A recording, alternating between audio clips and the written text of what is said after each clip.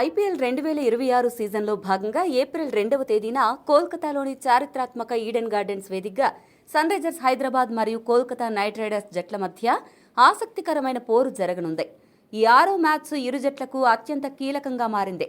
ఎందుకంటే ఇప్పటికే తమ మొదటి మ్యాచ్ల్లో ఓటమి చవిచూసిన ఈ రెండు టీమ్స్ ఈ మ్యాచ్లు గెలిచి పాయింట్ల పట్టికలో ఖాతా తెరవాలని పట్టుదలతో ఉన్నాయి.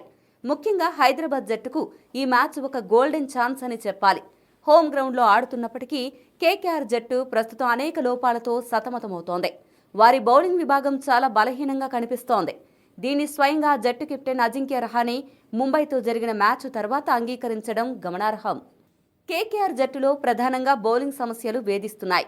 హర్షిత్ రాణా, ఆకాష్ దీప్, పతిరాణా వంటి కీలక బౌలర్లు గాయాల కారణంగా అందుబాటులో లేకపోవడం, భారీ ధర పెట్టి కొనుగోలు చేసిన కామరూన్ గ్రీన్ కేవలం బ్యాటింగ్కే పరిమితం కావడం ఆ జట్టుకు పెద్ద మైనస్గా మారింది. స్పిన్ విభాగంలో సునీల్ నరేన్ ఉన్నప్పటికీ వరుణ్ చక్రవర్తి పూర్తిగా అవుట్ ఆఫ్ ఫామ్లో ఉన్నాడు. ఇది హైదరాబాద్ బ్యాటర్లకు కలిసి వచ్చే అంశం. మరోవైపు హైదరాబాద్ బౌలింగ్ కూడా ఆశించిన స్థాయిలో లేకపోయినా కేకేఆర్తో పోలిస్తే మెరుగ్గానే ఉంది.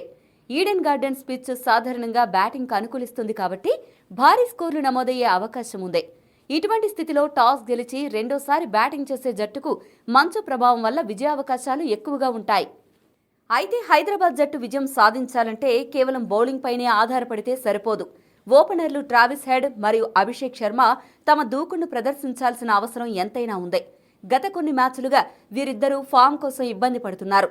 పవర్ ప్లేలో వీరు ఇచ్చే శుభారంభం జట్టుకు కొండంత అండగా నిలుస్తుంది. వీరితో పాటు మిడిల్ ఆర్డర్లో హెన్రిచ్ క్లాసెన్ తన విధ్వంసకర బ్యాటింగ్ను కొనసాగించాలి. ఒకవేళ టాప్ ఆర్డర్ విఫలమైతే ఎన్ని ప్రణాళికలు వేసినా ఫలితం ఉండదు. కాబట్టి ఈడెన్ గార్డెన్స్ వంటి ఫ్లాట్ పిచ్చులపై బ్యాటర్లు బాధ్యతాయుతంగా ఆడితేనే గెలుపు సాధ్యమవుతుంది. జట్టు కూర్పు విషయంలో ఎస్ఆర్హెచ్ మేనేజ్మెంట్ కొన్ని కఠిన నిర్ణయాలు తీసుకోవాల్సిన సమయం ఆసన్నమైంది. ముఖ్యంగా గత కొన్ని మ్యాచ్లుగా నితీష్ కుమార్ రెడ్డి ఆశించిన స్థాయిలో ప్రభావం చూపలేకపోతున్నారు. అటు బ్యాటింగ్, ఇటు బౌలింగ్ లేదా ఫీల్డింగ్లోనూ అతను తన ముద్ర వేయలేకపోతున్నాడు. నితీష్ స్థానంలో యువ సంచలనం స్మరణ్ రవిచంద్రన్ను జట్టులోకి తీసుకుంటే బాగుంటుందనే విశ్లేషణలు వినిపిస్తున్నాయి.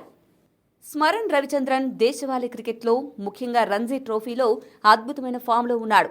స్థిరమైన బ్యాటింగ్తో పాటు ఒత్తిడిలోనూ పరుగులు రాబట్టగల సామర్థ్యం అతనికి ఉంది. ఈ మార్పు జట్టుకు కొత్త ఊపిరిపోయవచ్చు. మరి ప్యాట్ కమిన్స్ గైర్హాజరీలో ఇషాన్ కిషన్ నేతృత్వంలోని హైదరాబాద్ జట్టు ఎటువంటి వ్యూహాలతో బరిలోకి దిగుతుందో వేచి చూడాలి.